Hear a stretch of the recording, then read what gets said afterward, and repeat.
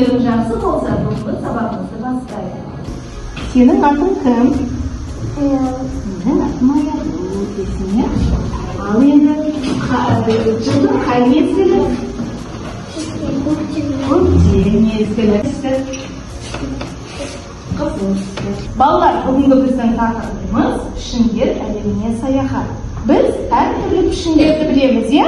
Қандай пішіндерді білесіңдер? Мынау қандай пішін? Үш бұрыш, шеңбер, төрт бұрыш. Ал енді сезім, мынау қандай бұрыш? Үш бұрыш, иә? Айзере? Төрт бұрыш, жақсы отыра ғой. Шеңбер. Нұрислам? Төрт бұрыш, жарайсыздар. Қараймыз. Біз тақтада нелерді көріп тұрмыз? Пішіндерді көріп тұрмыз, иә? Қандай пішіндерді білеміз? Үш бұрыш. Димаш, қандай пішіндерді білеміз? Орнымыздан тұрмыз. Үш бұрыш. Ал Димаш, пішіндерден қандай заттар құрастыра алар еді? Пішіндерден әртүрлі нәрселер қойды. Ал қазір не құрастырасың? Аха, құрастырамын.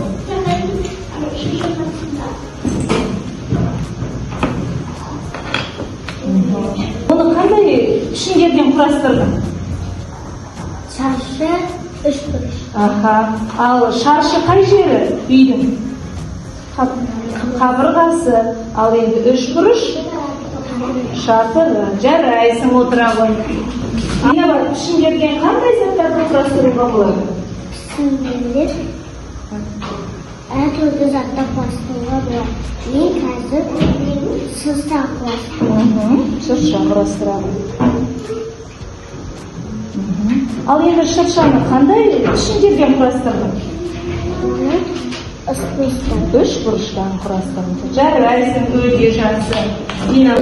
Яғни бұл пішіндерден әртүрлі заттар жасауға болады екен.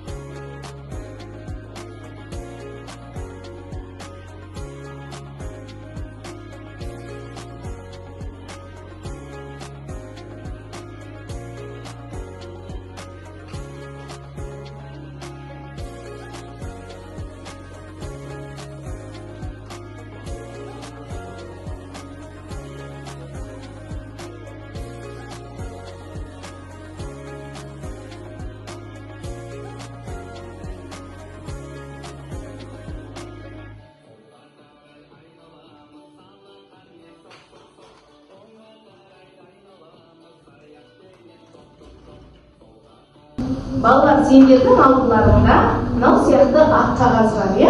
Осы ақ қағазға сендер пішіндерден не жасауға болады деп түсіріңдер.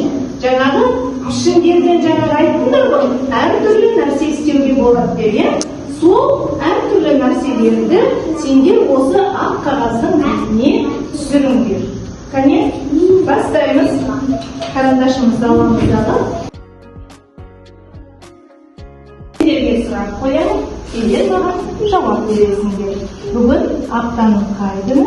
Бесінші күні. Аптаның 5-ші күні мазмұндасың.